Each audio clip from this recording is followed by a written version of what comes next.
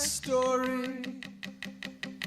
So there's no climax, no more new territory.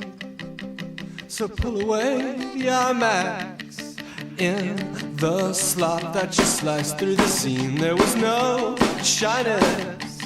In the plot that you passed through your teeth, there was no pity, no fate. It still begins on a kid in the big city, and no cut to a costly parade that's for him only. Welcome to the 2-Month Review, the weekly podcast brought to you by Open Letter and 3%, in which we take one giant book, break it down bit by bit, section by section, talk about it, analyze it, have jokes, have fun, just shoot the shit. This season, we are doing JR by William Gaddis, and we're going to be talking up through page 491 today.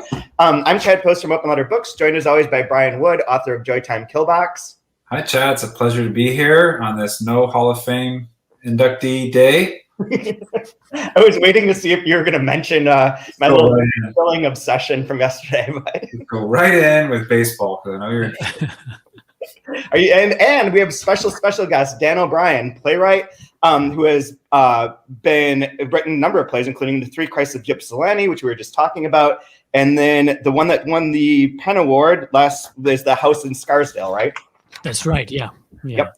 And has a brand new book that is coming out in the UK now called The Story That Happens on Playwriting, Childhood, and Other Traumas, which I've read recently and really enjoyed. Thank you. Thanks. So thank you for joining us. Of course. Super exciting because I wanted to have someone who's a playwright on here to talk about JR. Yeah. And we can get into that part of it along the way. But just first off, like, how are you doing? And how do you find William Gaddis? This is your first William Gaddis? This is my first. I mean, yeah, I was intrigued when you asked me if I might want to come on the podcast, because I've read about him. I've of course heard about his books, but I've never actually sat down and to try and read any of his work, but certainly his two, The Recognitions, which is even longer, and then this book. And on one level, I'm sure I was probably just intimidated. I mean, it's as I hate the word, it's a difficult read, or a challenging read, or you've got to think a lot, but you've got to think while you're reading it the way you do when you read a play. I mean, part of what was interesting about it for me, and I think it's in that book that's coming out that Chad, you just read, that book of mine, the idea that a play script is almost by design difficult to read. It's much easier. That's why in the theater, if you're working on a script and you're developing a script or trying to interest a theater in a script, they'll almost always do a cold reading or a rehearsed reading of the play rather than actually just sitting down and reading the script. Because even producers and dramaturgs and, seasoned theater people don't really like reading a play. Yeah. For a lot of the reasons why this book is difficult, right? Because it's unattributed dialogue. There's very little, I'm going to say stage directions in this case, or there's stage directions that are incredibly beautiful often, or literary, but they're not, they're not necessarily clarifying whatsoever. Sometimes they're more baffling than the dialogue, when it does happen.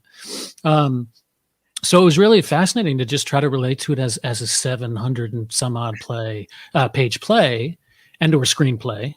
Yeah. And I was also intrigued, and I've done a little bit of internet digging, just intrigued by Gaddis's relationship to screenwriting.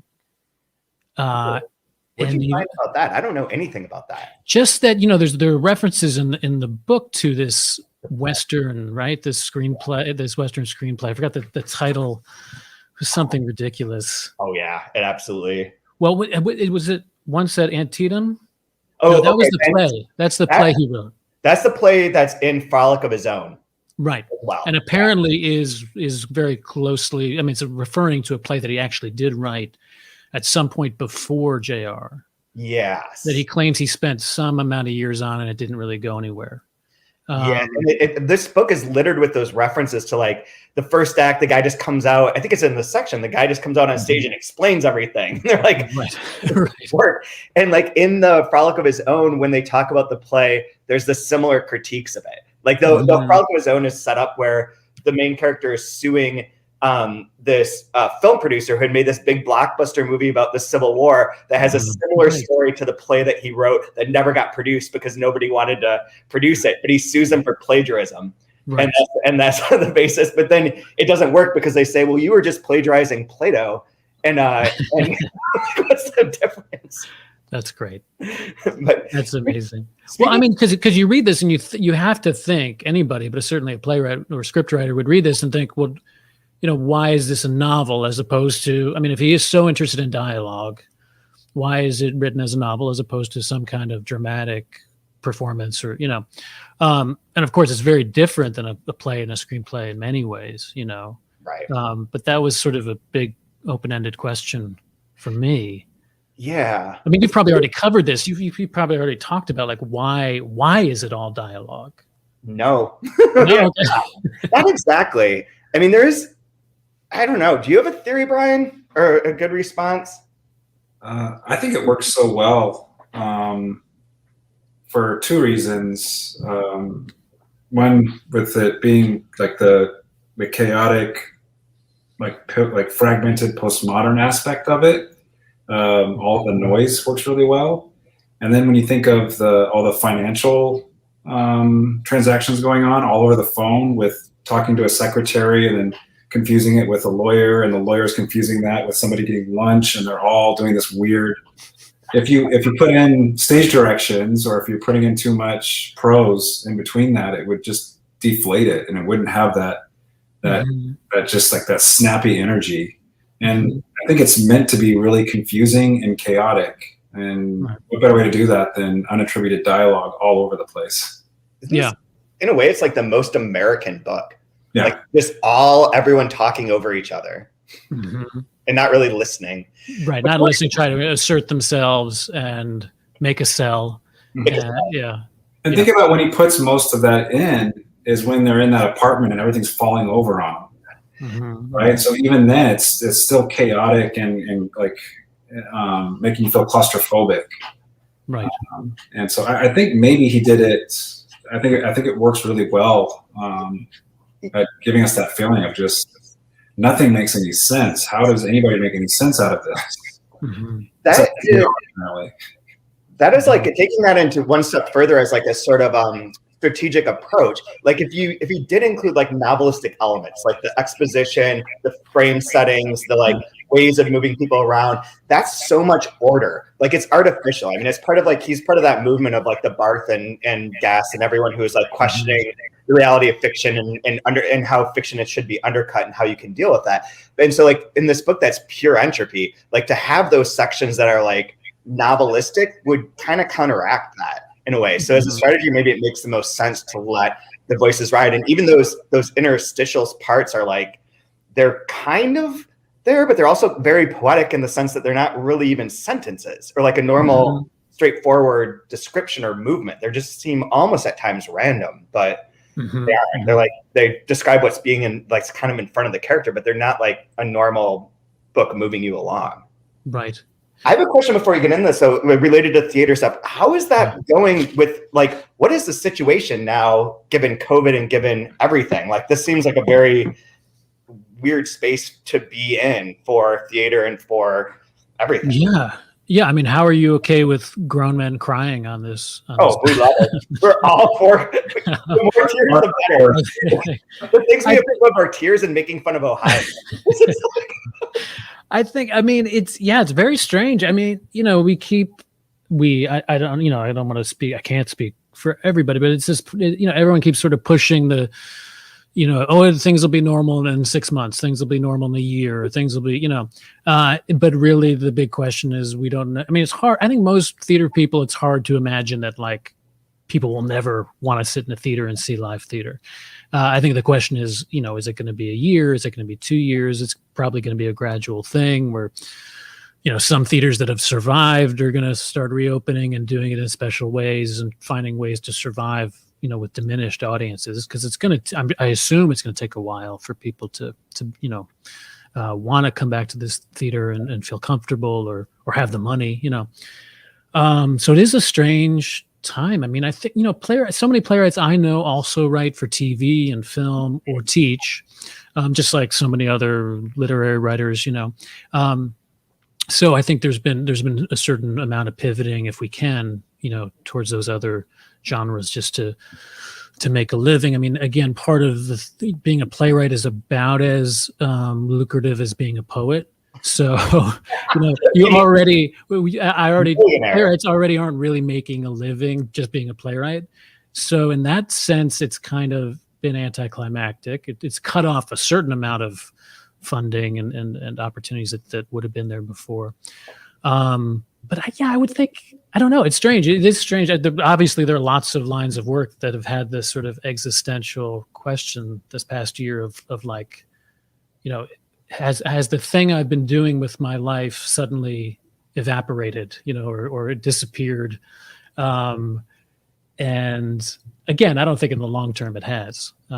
But it is strange to feel like, there's been this hiatus that's probably going to stretch on for a good while longer, and then wondering how everything's going to come back, just what the theater landscape is going to look like afterwards, for better and for worse. I do think there's ways in which theaters are adapting now that will probably for the better change what's produced and how it's produced in the future, but clearly so many smaller theater companies and individual artists I know who work at theaters have been let go and furloughed and everything. So, clearly right now it's pretty drastic for. You've participated in some of the online performance, haven't you? Yeah. Yeah. How do you like that? I've done a few readings of just like poetry and essays and that sort of thing. And then the one play, The House in Scarsdale that you mentioned, we were going to, or there were plans to do a New York off-Broadway production last summer that of course got scuttled. And so we did a rehearsed reading of it. And it was just a weird mix, probably like going to Zoom school or something, where like on one hand, it felt like performing again. We were rehearsing, we were talking about the script, we were trying to believably be a character and make a connection with the other character, and in theory there was an audience of, a few hundred people or a few thousand or whatever. So in that sense, it felt good. It felt like performance, but then you just had the usual Zoom fatigue of staring at a screen, and staring at yourself or trying not to stare at yourself.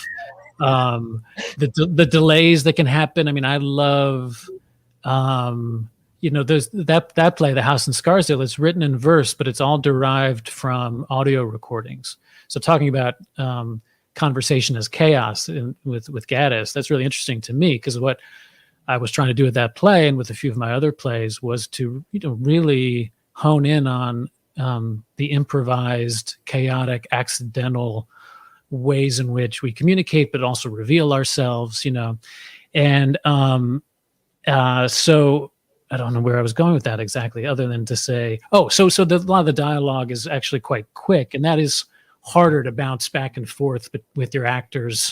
Yeah, that plays a little easier because it's two actors. We play different characters, but it's really just me and the other, because I was performing it, me and the other actor. Whereas I had a reading of a new play of mine, an in development play of mine, with a cast of 5 or something. And that was a bit more of a challenge to because they're listening to each other, then there's the delay, and then people are freezing a little bit. And is that a dramatic pause, or are you lagging? Yeah, exactly. It's not in the script. Yeah. So it's hard, I would imagine it. I'm sure people that are real stage actors and are doing these readings and performances all the time, I would imagine the challenge is like not to feel like a bad actor. I think even if you're a great actor, I would assume there's a lot of obstacles. Maybe a year in, they're used to it now, and they've mastered the medium.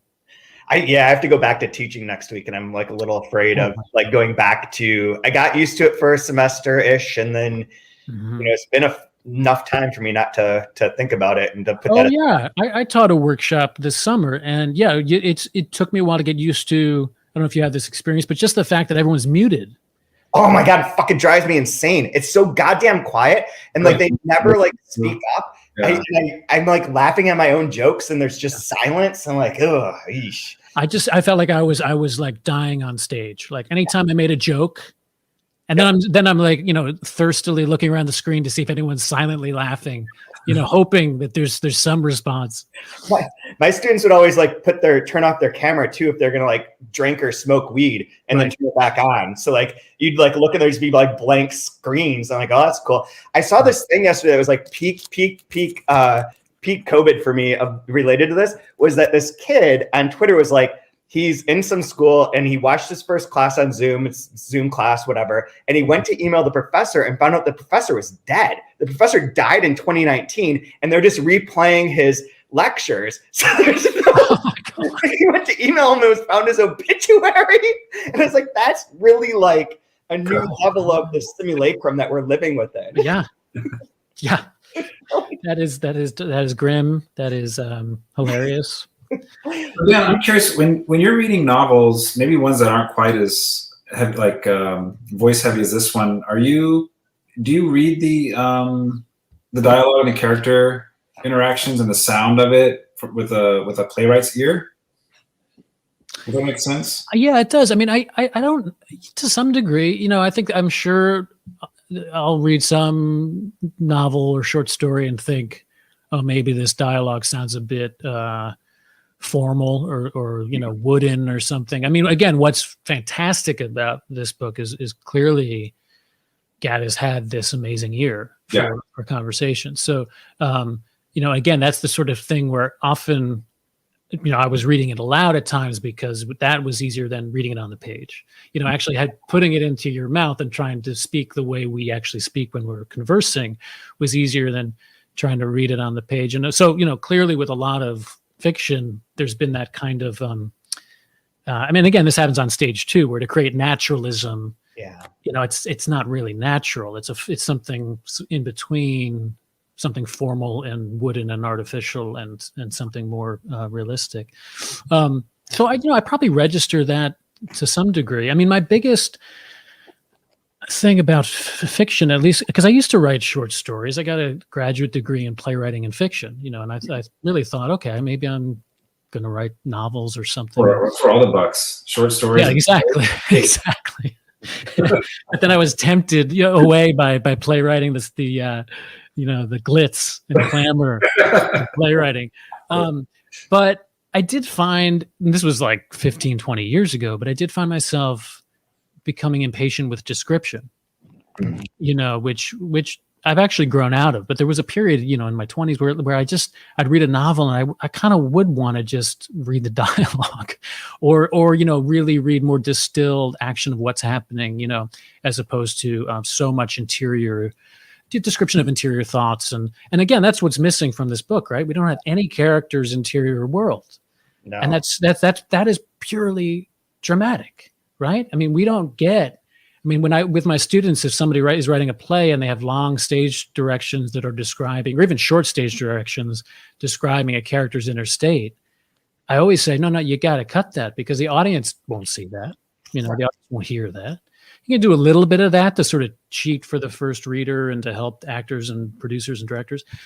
But for the most part, we take in what they're saying and what they're doing. And we're saying, oh, I know who that person is. I understand that type of person because of what they've said and done.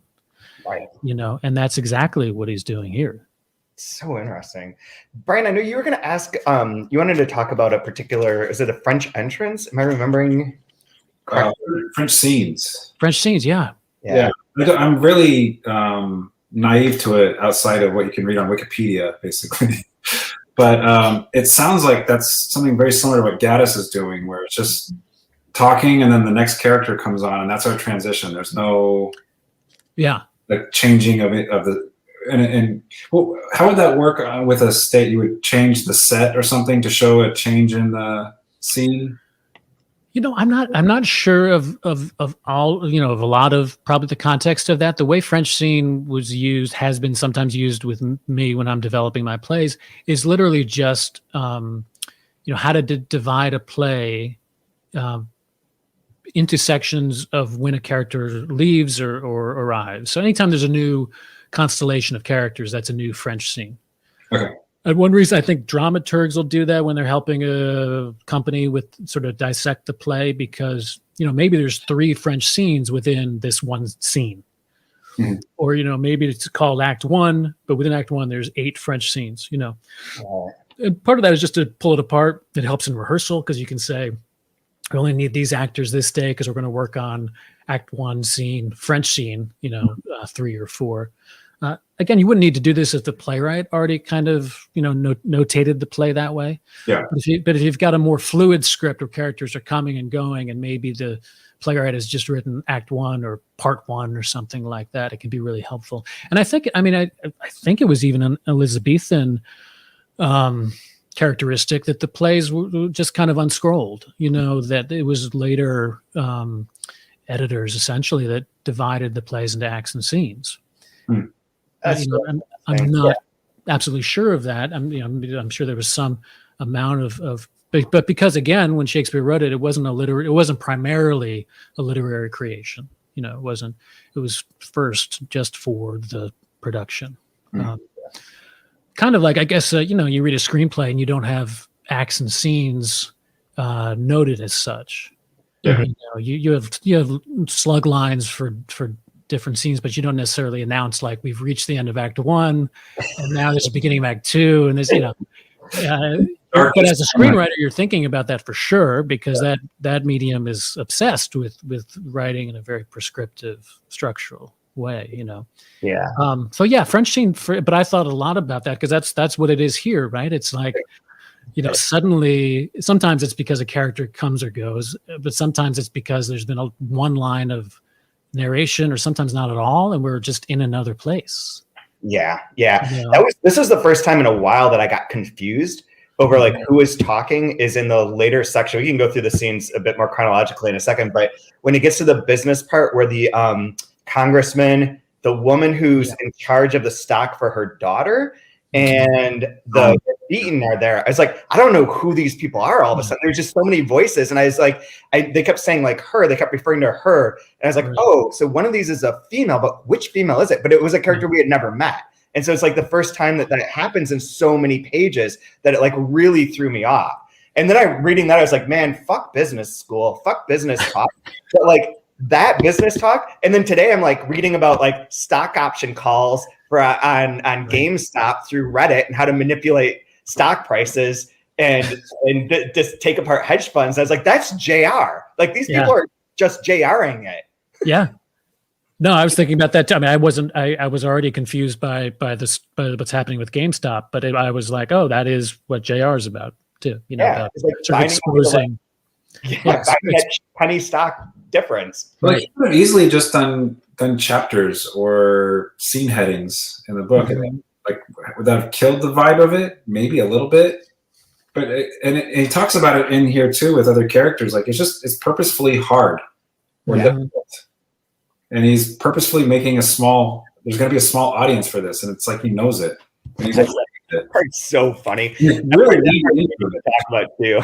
I tried to like make an argument this past weekend in this Delkey Archive newsletter thing that related to Bottom's Dream, which is literally unreadable in so many ways, was that like difficult literature isn't necessarily mean that it's hard, but means that you have to pay attention to things. And like this had that feeling then last night of like, I don't know what's going on, but it's like I have to pay attention now and figure out that this is a new character related to this. And what was interesting for me reading it this time is that I know Steve Moore's annotations exist. And like, I could look at the scene and be like, oh, okay, here are the 3 voices. Now I know what's happening. Right.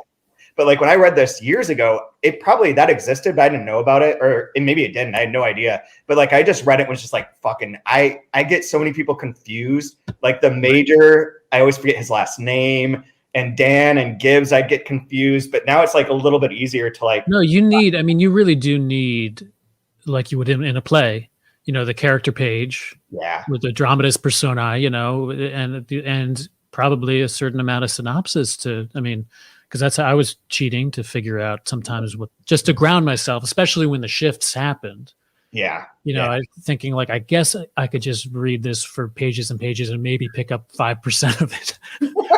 Or I could Google it and get a little bit more information and get 60% of it or something. But that's great. I mean, that's exciting. I mean, I remember the first time I read Chekhov, especially in translations where they use the actual Russian naming. Oh yeah. It's like, you need a lot of help but again, if you see a good production of it, it can be crystal clear and you can actually understand what the big deal is about Chekhov, I want to get into these scenes for sure, but there's one other thing that you mentioned about the natural sounding dialogue and how that's sort of in between naturalism and like artifice. That seems to run parallel to what we talk about for translations in terms of like translations seeming that they're like a third language. It's never quite English or the original. It's its own sort of translation ease, which can be treated as a negative thing. But at certain points in time, that's the way that it sort of flows. And when we do it, like most of the editing that happens with the translations that we work on is fixing the dialogue, because it's always comes off as being wooden very quickly. And that seems to be one of the key points where people just like, nope, this sounds like a translation. I'm not going to read it anymore. Right. I would imagine. Yeah. I would imagine that would be the case for sure. I'm trying to adapt right now a book again, this is the hopeless optimism of playwrights that I'm adapting a book for the stage.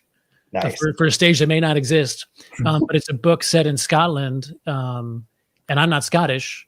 So, and I've spent a certain amount of time over there. And in the book, it has Scottish people speaking, but the memoir is written by an American. So I think the dialogue's pretty good. So anyway, so I have a great deal of anxiety about that. And at a certain point, maybe I'll just beg anyone Scottish to read the script and try to help me, because very small things, as you're saying in translation, very tiny, subtle things can sound inauthentic, Right. But that's again why, clearly Gad has had an amazing ear. You do wonder,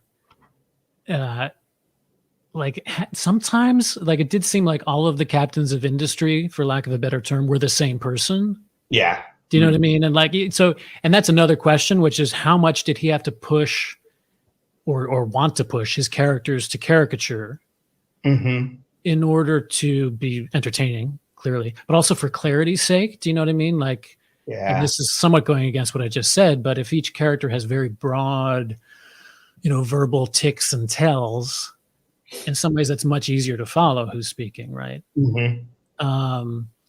If you're not going to say Bob said or Jim said, or, you have to have a very specific way of speaking for each character. Right. But so, yeah, I'd be curious how much, I also got obsessed with, what just how he's the punctuation he's using. Yeah. In terms of how dialogue is used. Maybe this is really silly and simple, but the M dash is huge for a playwright, or a screenwriter. You can overuse it, of course, but just especially if it's naturalism, we interrupt ourselves, we correct ourselves, we do it in such a way that the listener kind of corrects with us, so that they hear what we've just said in a way that probably makes more sense than if you transcribed what we just said. Right. But he can't use the M dash because he's using that to announce dialogue. Yeah. So he's using commas often and a lack of commas a lot of times. Yeah. Like a lot of times when you're saying like reading it out loud made it make more sense. That happens to me every time that I go to, when we try and read passages on here, it happens. But even like at other points of time when I'm writing something out, I notice that there's missing commas that I need to like splice it to make that next part make sense. Right. Or I'll read past it and hit the wrong note. Yeah. And that was interesting to me in that, of course I've written lots of dialogue where I'm using commas very non-traditionally, but I'll sometimes use commas a little bit traditionally just for clarity's sake. Yeah. And he's not doing that whatsoever. So again, this is another way in which it feels like completely balls to the wall, purist. This is how he's hearing it. This is how these characters speak. It does make a lot of the characters seem completely breathless. Yeah. You know what I mean? And like headlong, toppling, coked up, whatever it is, but they're, and often they have good reason to be in this section, I mean, it's kind of when they, if I don't know, I guess the first section is the section with Gibbs and Gibbs and Eigen. Yeah, I love that part. So there's this is one of those interesting episodes too, where we don't have too many of the different scenes. There's only like a handful this time and they sort of like breathe a bit. I guess there's like 3 really, right? Gibbs and Eigen in the office is an interlude to get to the congressman and the woman and the lawyer, and then Crowley talking to Bast. And that's basically the 3 main parts of this section. And they all sort of relate to one another, but the Eigen Gibbs section is hilarious. Oh yeah. This is the one where like basically to recap, like Eigen's wife has left him. Gibbs and Eigen were at like Schramm's apartment, like dealing with like the estate or whatever, and they're coming back down and they're gonna stay at Eigen's old apartment. And Gibbs is like sloshed out drunk like he usually is, like completely gone, incapable of doing anything. They're drinking something that's just called like fake liquor, I believe. It's just like liquor in a bottle from the airport. And he keeps complaining about divorce and about like everything that's gonna happen with like, well, you're never gonna see your kid. Like visitation will be 2 hours. You're standing up there acting like you have to leave. And she knows that you don't have to leave, but you're pretending you do because that's all you get because the judge said it's 2 hours. And as a divorced man, I do recognize this a little bit. It feels a little bit close to home. This part on 429. What's that? Let me read this part on 429. Yes. We were talking about sound. I thought this sounded so good. I'm at the bottom of 429. Tom, got a boy here selling greeting cards. What grade are you in? 6M, Mrs. Menzel. Tom, boy out here working his way through 6N selling greeting cards. What's the greetings? Well, see, these are all occasion cards, like for all different occasions. They're all occasion cards, Tom. Got them for all different occasions, like birthday, anniversary, all those different occasions. Like, got a friend who jumped out a window, got a card for that? Well, gee, maybe can't get well, went home and hung himself. Got a card for that? Well, gee, I don't think so, but maybe got a woman on alimony sleeping with a book salesman. Hell of an occasion. Got a card for that? And just hitting them. I marked the very beginning of the where the kid knocks on the door and he's like, "Hi, is Mrs. Eigen here?" And he's like, "I'll order them." That's fucking But I get the feeling Gaddis had a couple in on when he was on this section, was just on a roll. Like he had so much energy. He was really had a smile type of smile. And it's so, even though that sequence is just funny on the surface, funny. It's heartbreaking. It's also heartbreaking. It's also like inappropriate. You're like, he's saying this to this kid, and of course, Eigen calls him on that and is like, just gives him some money and gets him out of there. And but yeah, it's heartbreaking, which I think makes it so much more interesting. That the stakes are, it's a question that I had throughout the novel, was just thinking as a playwright again, because playwrights have to sort of think like poets. I know novelists do this too, but in terms of like every single interaction in theory should be pretty high stakes, between the characters, or maybe internally if the character's grappling with something internal. And this is a really interesting scene dramaturgically, because I guess what's really happening is pretty much an internal conflict that's coming out in these darkly comic ways, Yeah. Because in terms of any actual conflict, what Eigen wants Gibbs to shut up, to go to bed, to not traumatize the kid. Whose idea? And it's Gibbs's idea to talk about Divorce, the board game, right? Yes, which is genius, because then it shows up and he's like, "What was that $1 million idea?" And Eigen's like, "You didn't know. You were just talking these 2 fucking racehorses. If you had $1 million idea, I'll write it down." He's like, "No, really, there was something. And Baby Jeter and the 3 wide men, so good. That they're using the crash as the game pieces. Divorce the board game would be awesome. One of the first book fairs I went to for the first Book Expo America was in Los Angeles, and I was working for Delkey and had all these Delkey books on display. It's in the Staples Center or wherever we were, and it's not there, whatever, the LA Convention Center, and and all these people are walking through, and there's a mixture of like, people bookstores trying to know about things. But at that point in time, back in like the early 2000s, there were a lot of writers that would go and try and find publishers for their manuscripts. And so this woman came up, looks at this table of like strangely experimental books, all over the place, looks at the name, is like, I've got a book for you. It's called the Divorce Handbook. You bundle it in parts of 5 for when you're getting a divorce, you buy it and you get 5 copies of it and you give it to all your friends so they know what you're going through. And I was like, we are never going to publish your book, but what would be awesome is a divorce TV channel. Like a TV channel is just like celebrity divorces and like divorce court and like just like all sorts of like amazing like cops on taking down like deadbeat dads, like all divorce related stuff. I would eat that shit up. And she's like, no, like walked away. She's like, no, that's not my idea. So no. Like, sorry, you're not going to be. Wait, she had one book, but you would buy 5 copies of it. 5 copies. Your friends. Kind of genius, I mean, I would love to do that with any book, right? You have to buy 5 copies. You can't buy one. No, it's $3 per book, or $15. You're required to buy 5 and give it to friends, like a pyramid scheme. And if they like it, they have to buy 5. Tracks, they're not books, and you can pass them out to more than 5 if you want. I hope this isn't a horrible tangent, but one of my first playwriting commissions, which I wanted to talk about in terms of Bast writing his commissioned music, one of my first commissions right out of, literally a month after grad school, was writing the book for a musical, a prospective musical, by somebody who was a woman who was writing something she called Divorce of Course, ! And I would come over. I was going to grad school at Brown. So she lived in Providence as well. And I would walk over to her house at night, and she would play me because she'd already written the music. It was very non-standard. Usually the book is written first and you kind of grow the music out of the story, but she had this selection of comical, but clearly came from the pain of her own divorce, songs about divorce. And her daughter, she had like a 10-year-old daughter who obviously resented my presence in the home. So she would bust in, every 10 minutes to give her mom attitude about, snacks or something. And I think the woman was kind of flirting with me. So that made it weird with the daughter.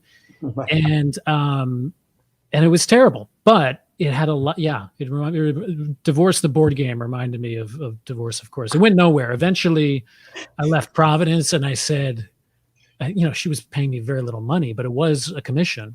Yeah.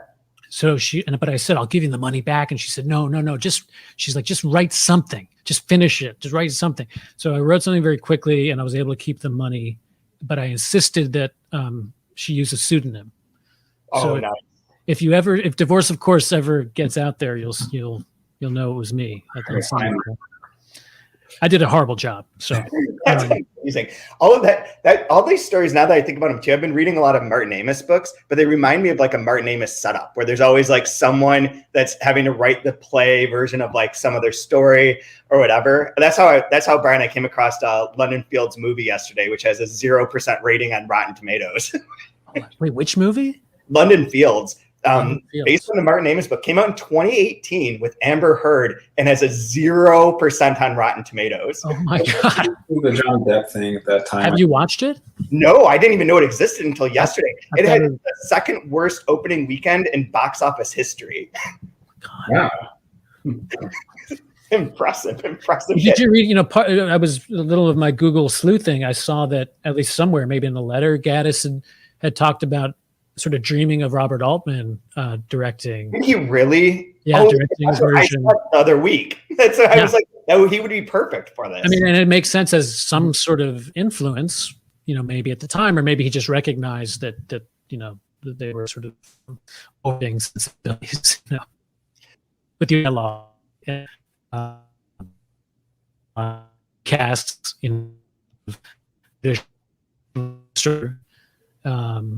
not to mention a huge amount of dialogue, but I don't know. I mean, who knows? That could have been more of a, because you do wonder. I mean, I don't know how you would adapt this. So the part of when I first started reading it, a week and a half ago, I thought to myself, God, this would be like somebody should adapt this as a play.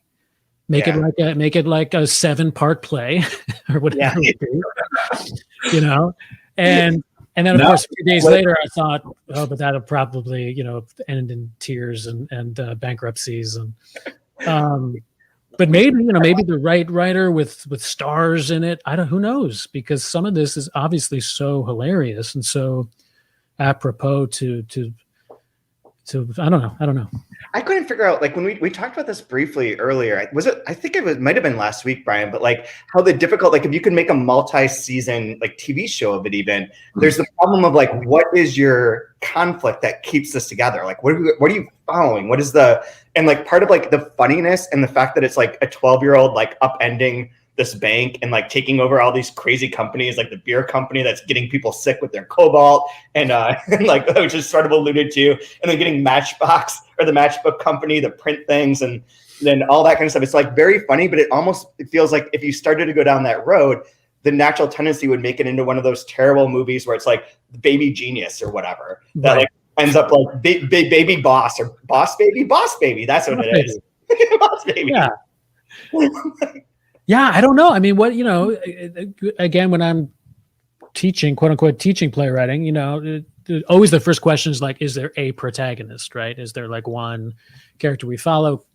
Clearly, I mean, there isn't. So, I mean, maybe you could, but I think a screenplay would be tempted to try to make a protagonist or somebody who's more of a protagonist. Like Bast, perhaps? Which I think would be Bast, yeah. Yeah. It would have to be kind of naive-ish and navigating this weird, and everybody else around is like larger than life, right? Yeah, and that he's trying to, what is his overall objective, right? I mean, it's to create art, is to be pure and true to himself, and get something pretty. Yeah, and to survive financially while he's doing it, and then JR becomes this kind of like, as he is in the ring, this kind of like impish, devilish, demonic. Quasi-antagonist, even though he's partnering with him, Right.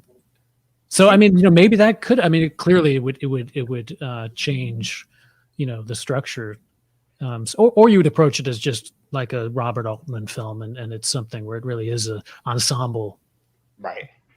Piece. Interesting, though. It really is. I need to get. We have the letters. The letters of William Gaddis are in my office, and every week I'm like, oh, I should pull that out and see like what's in there that relates to this episode, but I'm never in my office. So it's sitting there, and one of these weeks I will remember to look at it. I feel like each week we get a new encounter where commerce is just destroying the artist. In each scene you're seeing that, and I really like the way it came out in this section we covered with the mural. Right. And just the absolute like larger than life debacle that was. So I had a question about that for both of you. That well, not really a question, but an observation. So it's interesting that Schramm is also an artist, correct? Mm-hmm. He's not a visual artist, but he helps them. He was writing, doing something, and he killed himself. And then that guy's name is like also begins with an S, SCH version 2, isn't it? Yeah. Shama or something, and it's like comes up so quickly thereafter, and he's also like a train wreck, like at the what do they call them, the White Roses bars all the time, and they're trying to find him, and he shows up at the office and is flipping out. Like those two characters seem, maybe this is my question, are they supposed to be like the kind of pure artistic genius side of this, of that sort of, they don't get a win, they both lose, but they both retain like this anger against that corporate side of things, and this sort of like, I didn't know what to make of that, but it's weird that they come up so quickly, like one after the other. One's just killed himself, and then we finally understand what the painting reference is from like 300 pages earlier. Right. And it's almost like the doubling of that motif again, because there's so many like motifs in here, and you'll see like the reflections and the back and forth, and that one's just so on top of itself that it seemed a little bit strange or like worth noting. Well, yeah, they do. They seem to be, that's how I took it too. The sort of examples of, again, for lack of a better word, pure artists who are destroyed for being pure, or by trying to be pure. And it's kind of interesting that we're seeing, so many permutations of that same predicament, in different characters and different ways in which they're trying to survive as artists in this chaos of capitalism, or this insanity of capitalism. Yeah. I mean, I personally loved it's so short, but the little interaction at the office with, is it Eigen or Egan? Eigen? Sure. And okay, Eigen and the playwright, of course. I was interested in that. It's very quick. This is so funny. So funny. What's So that? funny. Yeah, I'm trying to find the exact page here. But they, what's great? 444, 442, I think it starts. Yeah. Okay. Because it starts with like I love how the playwright is it Gall, I think is his name, which is interesting. Who appeared earlier, but we didn't know who he was then. Okay. So he is, just to frame this, he is the character that at the very beginning, when the foundation is coming to the school and they're in the school principal's office and all the crazy shit's happening, and Bast reads the wrong text from Miss Fleisch or whatever and gets himself fired. That's the guy that's there to write the book on the success experiment. And he references it here, but he is in that very first scene. Gall exists there, but that's the only time he comes up, and then he comes up, literally 330 pages later. Right. Yeah, I just love how he right away, accidentally insults Egan by saying, clearly you were, good. What's the exact phrase? You were writing for a small audience. Yes. But you must have known when you were writing it. You must have known you were writing for a very small audience. Small audience. His feet dropped. Do you think I would have worked on it for 7 years just for? Do you know what my last royalty check was, Mr. Gall? Mr. Gall, $53.52. The publisher dropped it cold the day it came out. He must think I wrote it for a very small audience too. And it's great because you can hear that he's not only upset, but he's also trying to make a joke out of it. And that's all coming, with the exception of the feet dropping.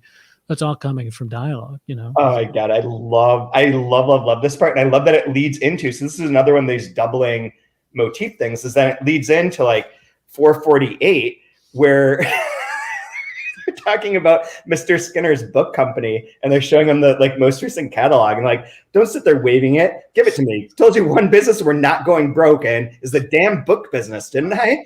Looked over their operating statement, paying 10% for overhead, 10 for their money, 10 for warehousing, 10 for sales and jobbers, 10 for these damn royalties. Bookstore reps and bookstore steps in, takes 50% off the top, sends back what they don't sell, leaves you with it in one hand, and here's, wait, what's this, their list? It's that is publishing. Yep.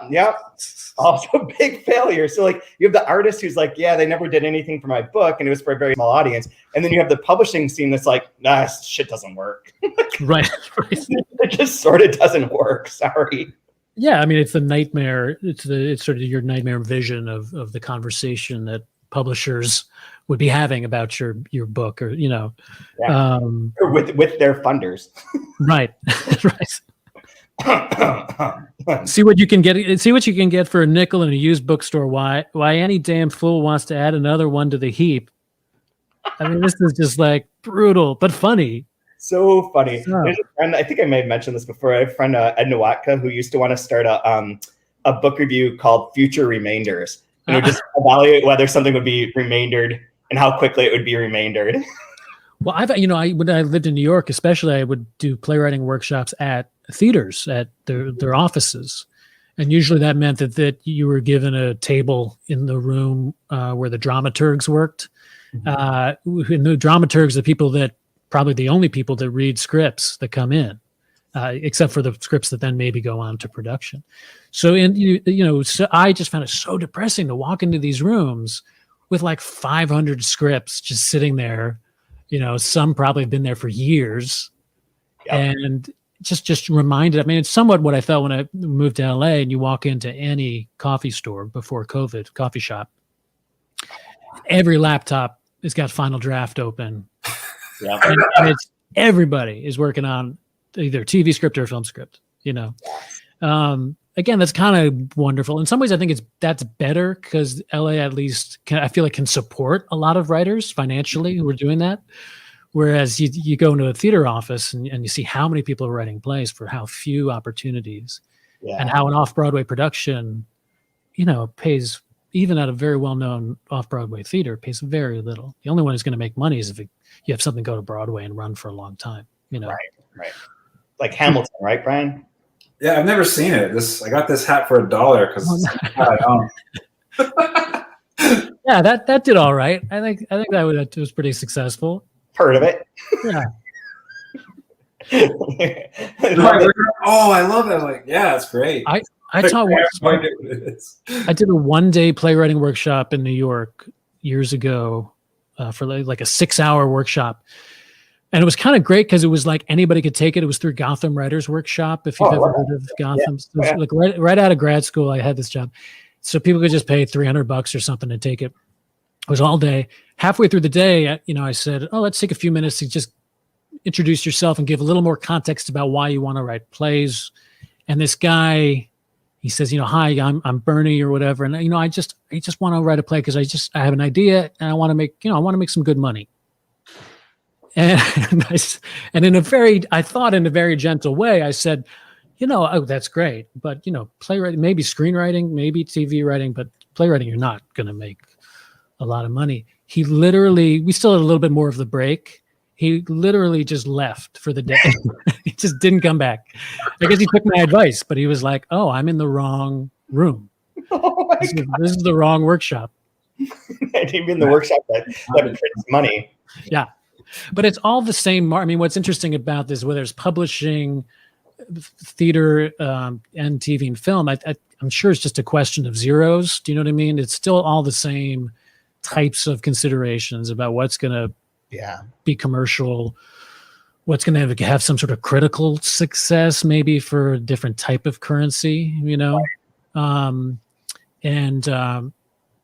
think about that a lot because the theater, of course, is not nearly as expensive as TV and film. Yeah. But it's in some ways just as competitive and difficult. And again, TV and film, you could have a bad experience writing something, but you've been paid enough to live. Mm-hmm. The theater, you can spend a lot of time writing something and get paid absolutely nothing.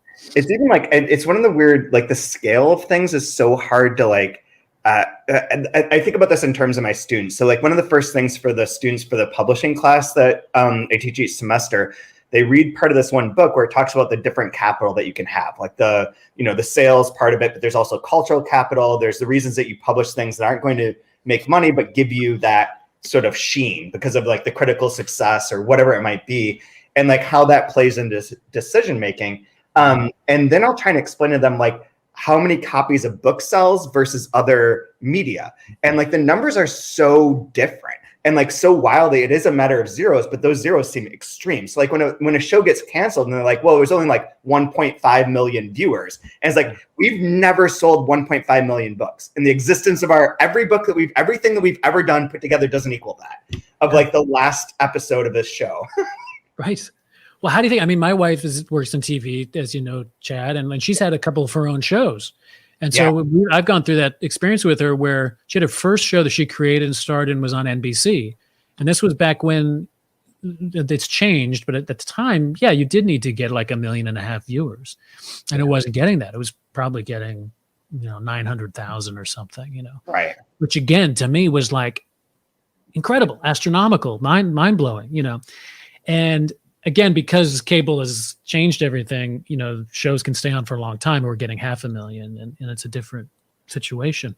But yeah, and then I think the opposite side of the spectrum, it would be poetry where, it's like 7. Like I read somewhere not too long ago that even a very well-established, well-known poet and a pretty major poetry publisher, they're still thinking maybe 500 copies sold is a good run. That came up with the Louise Gluck Nobel Prize thing, was that the Spanish publisher lost the rights to her books because of her agent, and they had been keeping them in print forever. But they're like, but even though she won the Nobel Prize, we sold like 600 copies. Right. Like, it's still poetry. Still poetry. Says a poet. You're allowed to say that, I suppose. Yeah. No, and on one hand, I love it. And I think that's, again, why I connect so much to these characters. Because there's this, whether it's the martyr instinct or something masochistic, or maybe it is something pure. It's all of those things, but it's like, it brings up those big questions about why create anything, and for what reason. Yeah. because I've never been able to think commercially and creatively at the same time, and sometimes in very small ways, a play of mine has done better than another play or something, but I certainly didn't set out to do that. Right. And you've won the Penn Award twice, right? Am I misremembering that? Yeah. And that's like, it's kind of a weird, it's a Penn. It used to be called something else. But basically, it's for plays produced west of the Mississippi. Right. And I was on the committee. That's why we are not on your committee, but on the translation committee. And that's how we met at the gala. But I could the life of me never remember what the name of that Penn thing was. So every time I've written about it, I'm like West Penn, Penn West. It USA used to be Penn West, I think. And then it became Penn, the Penn USA Award. It was Penn USA with the first time I won it. And this time we were calling Penn America. And that's that doesn't spell out that it really, for plays at least, it was for plays published. Premiered west of the Mississippi, which I just love that distinction. Yeah. It's like there used to be. Have you ever heard the late night talk show host Art Bell when he was on the conspiracy theorist? Not QAnon conspiracy theory, but like Bigfoot and aliens. And Bigfoot and aliens. He was a huge fan. Greatest late night talk show ever. But he'd always be like, west of the Rockies. We're calling west of the Rockies now, east of the Rockies. That was his dividing line. Like the Rockies were some sort of like spiritual midpoint of America. West of the Rockies was one sort of color, east of the Rockies was another. Yeah. And that's probably very true. There's a certain amount of... Brian, where are you? What part of the country are you in, Brian? I'm in Atlanta. You're in Atlanta, okay. Yeah. You're your own part of the country. Yeah, the Southeast. You're in the capital of the Southeast. I don't know. It's all weird everywhere. I live in a gay neighborhood in the shadow of Stone Mountain, basically. So it's just, life is weird. I like it. I wouldn't want it any other way, I guess. I guess there is one other scene that might be worth mentioning. So Bass does his, that part's really funny because he's written out the score and he's like, well, you need to perform it for me because I can't read this shit. And he's like, well, I can't perform it for an orchestra that's like 95. He's like, no, I don't understand. You need to be able to do this. You need to focus on one thing. Stop it. Focus on this. And sort of articulates JR's scam. There's some point I marked in here last night when I was reading that. I feel like this is the moment where JR fucked up. And I don't remember what it was now. And I'm not sure if my notes make any sense. They usually don't. But I think there's one point where in here, it sort of indicates that he may have overplayed his hand now in terms of acquiring these companies basically as tax write-offs, but not having the capital. And they're trying to sell them the capital part to make it work. But I also, again, don't really understand all the business talk in here. Yeah. I know it in theory, but these numbers are insane. And the way they talk about it is insane. It would be interesting to get some kind of, real business head to read this book, because I'm the same way. When it gets to talking about, buying and selling, and I pretty much glaze over and I'm just kind of reading it for the just to listen to it, I found it. I didn't mark it, but it says this hedging he's starting recently in commodities futures. It can be a little risky played that close to the margins. This might be a good time to stop and pick up your winnings. Snap up this offer on the power company site's mining claims, and the rest of it may not be there next time you look. And I should tell you, Bass, this man Stamper's not one to play with. He plays to win, blah, blah, blah. But there feels like that's the moment where it's extended and it's constantly taking an asset, taking whatever was there to buy another asset to use as a write-off. Everything that loses money is just being written off against each other, but nothing's making any money. There's no source. So this was the first place where you felt oh, maybe this house of cards is going to come down. It's going to come down. That's where I thought there. And it's sort of related to the little bit I can understand about this Reddit thing is that all they're doing is buying options on. So you have the option of they're buying options to buy stock at a certain price. So you say when the price hits $20, I'm going to buy this stock. But if it's going up, you can sell that, if it's beyond that and you're available to buy it at $20 far into the future, you're able to sell that for a lot of money. Mm-hmm. It's a valuable commodity. And it feels like that sort of hedging and anti-hedging sort of options. I don't really know what I'm talking about, but they're crazy. But there is a scene in the school at the end where it's clear that the pictures of the naked pictures have gotten reversed with the school, the pictures for the annual report, because the annual report one also has where people are one of the students is made to look like they're black. so that they have diversity, which was referenced way earlier, where the one person's like, don't you have any diverse kids in your class? They're like, well, we can just make this one look a little bit more black. And they say that a lot about the image of Bast and the guy up at Eagle Mills. We're like, oh, it's like 2 black people. And they're like, no, it's just bad quality. And like this sort of like fuzzing of like identity and race in this is really interesting because it does fit in with that corporate America way of like doing that.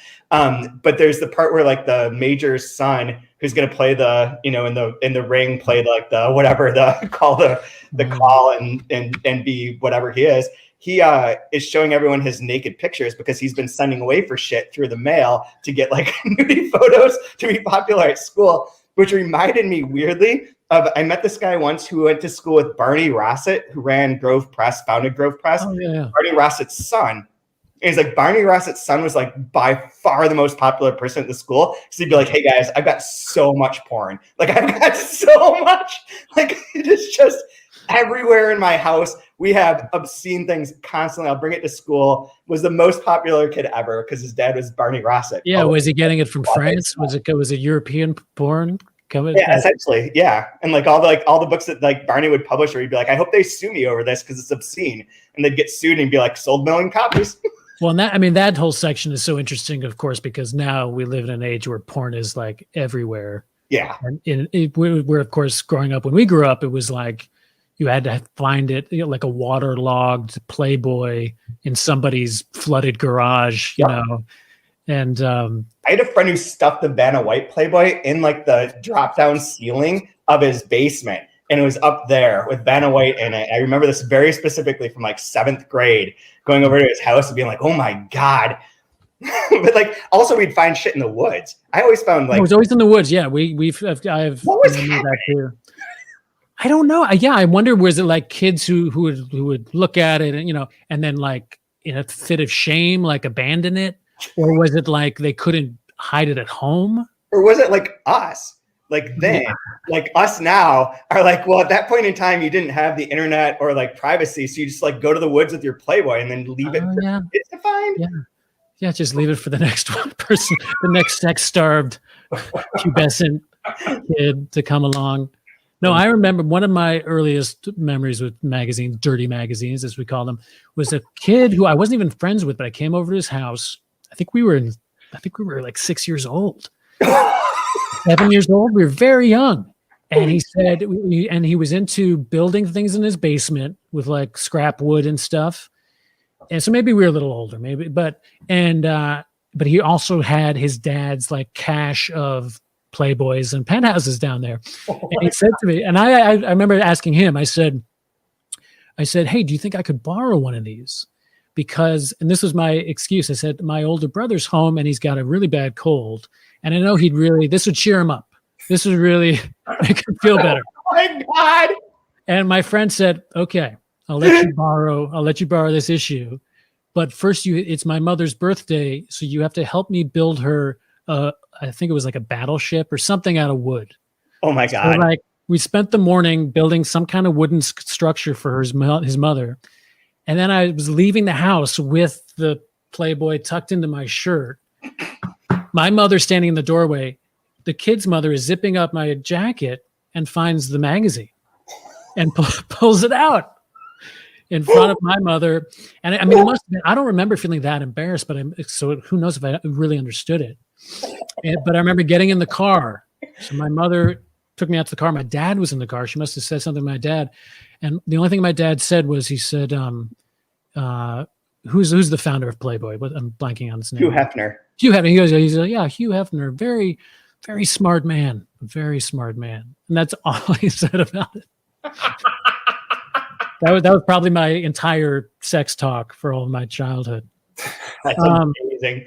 I used to meet with the people from Playboy regularly, the fiction and review editors. They were amazing. Amy Grace Lloyd was in charge at that time of fiction, and Lee, what's Lee's last name? He still does. He works on and he's still involved in publishing and in magazines. But well, yeah, they were the real reviews. Powerhouse. Oh, they wrote reviews too?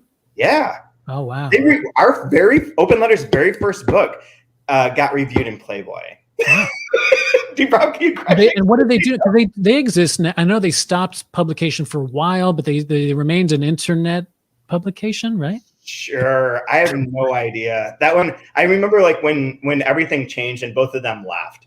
Like and then I was like, oh, I don't know anyone there. But like we would go out to like really fancy lunches. Like they would take me out to fancy lunches because they had the Playboy credit card and I was pitching them books. And that was, I remember even in college, everyone was like, in grad school too, get your short story in Playboy magazine. That was up there with the New Yorker or the Atlantic or something, Yeah, I think that her last acquisition was Nabokov's Origin of Laura, was to get the exclusive rights to publish an excerpt from that in Playboy. And then it turned out, but they wouldn't let her see it before they made the offer. Like that was part of the agent's deal, was that they knew that it wasn't a real book and that it wasn't good. And so they sold it sight unseen and drove up like a huge bidding war. And then they published it and it was garbage. And I think that was basically the end of her time at Playboy. Oh, wow. This is tying together a lot of weird threads. Anyway, we should probably wrap this one up. The other thing to mention is that Glancy is dead. I forget who Glancy was, but he killed himself in his car in the woods where they're going to put the community art center. And that's a really funny scene too, where they're like, the fucking guy, the guy that's running for Senate or for councilman or whatever he's doing, that just like blacktops everything. Yeah. And like they tore down all the trees and he just blacktopped it. And there's this guy dead in a car. And like, do you want his Oldsmobile? It still kind of smells like smell. Yeah, that's where they're talking about. That's so macabre. It's so funny. Do you have a favorite line from here, Dan? From this section? Favorite? I mean, there were so many. I love that sequence with Dahl for sure. And that one, we've run out of time, but the extended conversation between Bast and Crawley, I think is just so funny and painful, and also just so accurate. Yeah. In terms of how I'm sure every artist has had conversations like this with people who are paying you to write, to write something to hire. And especially if it's somebody that's not even remotely connected to the art, it's one thing if they're kind of a development executive or something, but if it's someone who's just got the money and has ridiculous ideas about art and wants you to create something, I just love that sequence and just that queasy feeling that Bast is obviously experiencing, where you need this person, so you have to put up with it and you have to flatter that person, but they're so full of shit. And I mean, as a playwright, I've just had so many experiences like that with benefactors. Related to what you're saying, like, because that rings true as like an artist. It also rings true like within the cultural sphere at all, where you're just constantly like, hey, we need some money to publish these books. And they're like, why? Why don't you just publish more popular books? And you're like, well, that's not really how this works. Like, you're spending all this money on these, like, just come on, man, give me $10,000. But Bast also, when we're talking about the interiority of the characters, he really is very much a cipher. Like, what is Bast wants to make this great work of art, his cantata that he keeps talking about, but he's always caught up in things and he rarely speaks. Like, he's always interrupted. He's always like, no, wait, like, and they're like, shut up, man. Like, just make the thing. He's like, but that, and they're like, no, it's fine. That's what we want. He's like, maybe I found a piano. No, not a piano. Like, he never gets to like finish himself. Like, he's like a really weird. So if he were like the protagonist of like a play version or a TV version, it's weird because he's almost no one. He has a check that we don't know how much money it's for. It's either $15,000 or 15 cents. But it was miscalculated either way, that they reference in here too, from like the foundation. Like, everything's like off about him and also like sort of mysterious. Right. His shit happens off screen because he goes up to Union Falls and meets with all those people. We never see that. We only hear that like he was taken to a softball game into like the Elks Lodge. And I wonder because he survives, right? Spoiler alert. I mean, I think so. Like, I wonder if in a certain way he doesn't write his cantata either. Yeah, it's true. But at least in one of the synopses I read, he doesn't the piece he's writing keep getting like simplified, right? It keeps getting sort of and dwindled down, but like he does still create something. And I wonder if there's some kind of like ironic victory in that, like the fact that he's kind of a cipher, maybe allows him to survive. He's sort of buffeted along through all of this chaos and can arrive at the end with something. I don't know. Interesting enough, like someone commented on the last week's episode saying, I love when you guys make predictions about what's going to happen to people.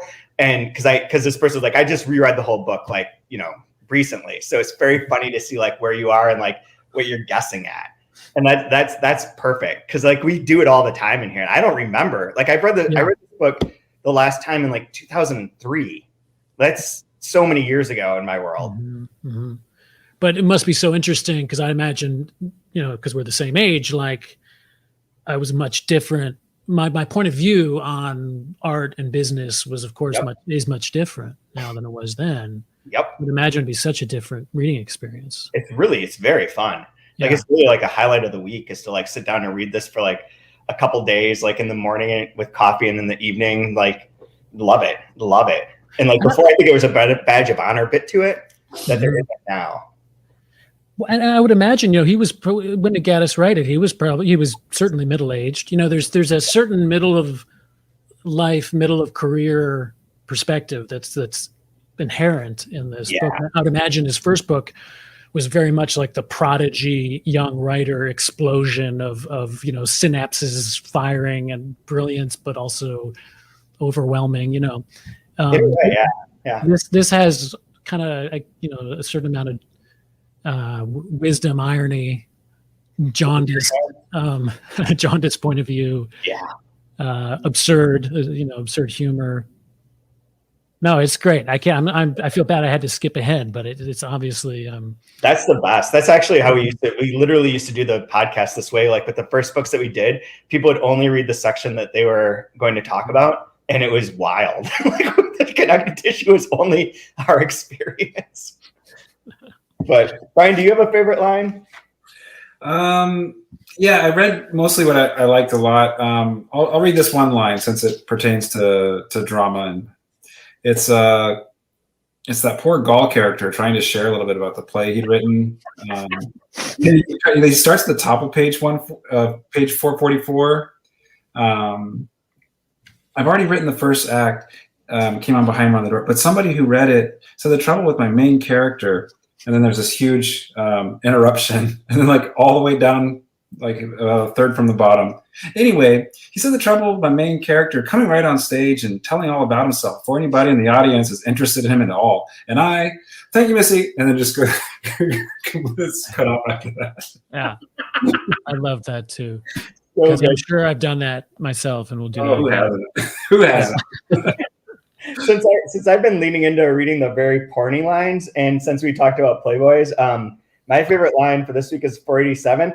Looks like she's working up a frothy little selection on the old licorice stick. Nothing fancy about that. Oh my God. I feel like I circled lots of favorites, so maybe I should find one too. That's one that we can't laugh at, except that I agree. But that was one where I was typing that out and I was like, man, this shit, like if there's no commas here, I was going to send it to you, Brian, like out of nowhere, but like the commas are all wrong.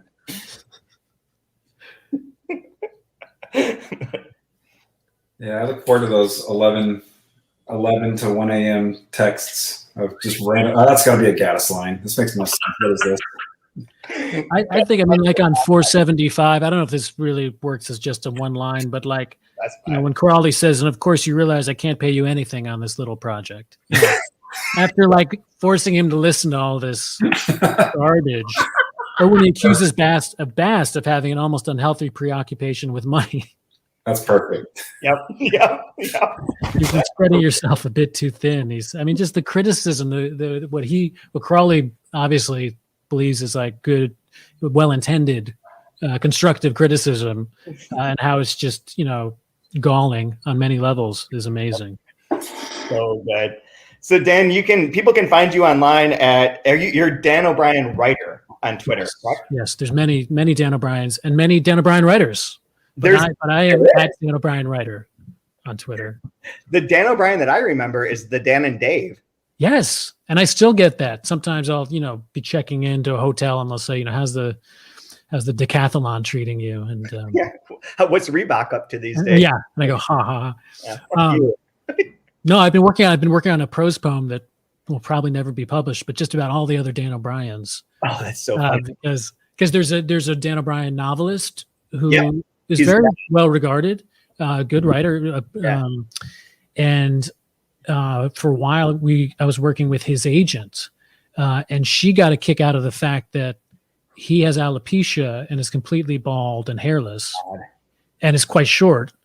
And I'm of average height, but very hairy. And she loved that. She just loved that there were these two Dan O'Briens. The slight Dan O'Brien, is he dead? Which one? The guy that wrote Alien? Oh no, that's Dan O'Bannon. Oh, Dan O'Bannon. And I'm not sure. He might be still around, but I'm not sure. That's close though. I've always been envious. Like Dan O'Bannon, that's like a cool Irish name. Yeah. Like Dan O'Brien, you might as well be like Fred Brown. Yeah.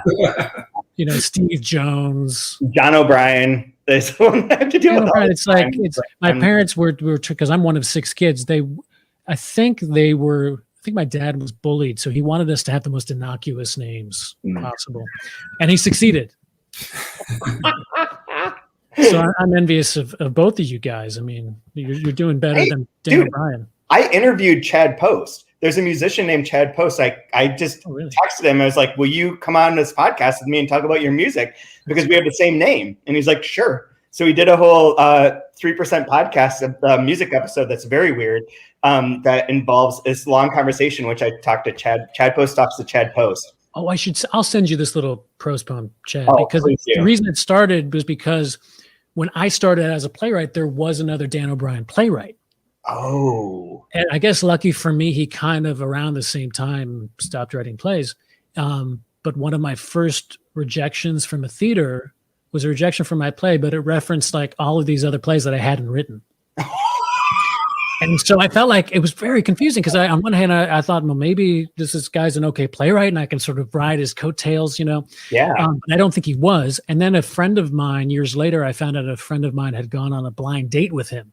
Oh my God. 20 years ago, and said he was the most pompous ass she'd ever met. And then he had told her at the time that he wasn't going to write plays anymore because he had said everything he needed to say. Oh God. The phrase that stuck with me. Wow. So I feel lucky because I'm a pop star doppelganger, and Brian, you have a famous comic book writer as your doppelganger, and you have now taken over as the playwright Dan O'Brien. There's no one else. Although in the last few years, I've heard that, and I think I've read some of his poems. There's a Daniel O'Brien poet. Oh. And so I've had a few people ask me, "Hey, are you Daniel?" I'm like, "No, that's Daniel. That's Daniel O'Brien. I'm Dan O'Brien." And actually, when I went because I went like as an undergrad, like a scholarship kid to Breadloaf in the mid '90s. Yeah. And that was my first experience where somebody said, "Are you the Dan O'Brien?" And I was like 20. So for a second, I was like, "Why, yes, I am." And clearly, we cleared it up that I think she was thinking of the Dan O'Brien with alopecia. Oh, who was already well established at the time. Very different. But yeah, I've always been envious of writers with interesting names. Absolutely. Okay. Anything else anyone want to add to this? I'll plug your wife's show. Everyone should watch Avenue 5 if they haven't. Oh yeah. And it will come back. The latest, it's on HBO. The latest is they're going to start filming this summer for season 2. But season 1's out there. I think one of the last times I was at someone's house was your house, Brian, for Isaac's birthday, which is around Valentine's Day, talking to your sister about how awesome Avenue 5 and McMillions were. Ah, okay. Tie this all together. And then the world ended. Yeah, exactly. And it's so strange because that Avenue 5 is kind of about the world ending in a certain way. Yeah. And it was, but it did have a mixed reception. We weren't sure it would come back. I never looked at like what anyone else ever said. I just loved it. I just like unabashedly was like, you guys need to watch this. Poor octopus, 8 arms, no hands. Fuck you, God. It's still one of the greatest lines that's ever been spoken on TV. I think part of it was, it's the creator of Veep. Yeah. So I think a lot of people just were expecting something more like Veep. Yeah. And it is just like a kind of a straight ahead. There's really not much satire, or it's very broad satire. Yeah. And it's kind of a sci-fi dark comedy, Absolutely. So So Yeah, good. check it out. I have nothing to do with it. I visited the set once. Good enough. Yeah, our daughter sat in Armando Iannucci's director's chair for a second, Nice. and then we got out of there. That was about the extent of my involvement. But it was fun. Perfect. Well, thank you again for doing this. It's super fun. No, thank you. I had a great time. I hope that was interesting to people listening. But I had a great time talking about it and reading the book. I'm going to keep reading it. Absolutely. Good. And keep listening. It's just a house burning, but it's not haunted. It was your heart hurting, but not for too long, kid. In the socket you spin from with ease. There is no sticking from the speakers. Your fake masterpiece comes serenely dribbling. And when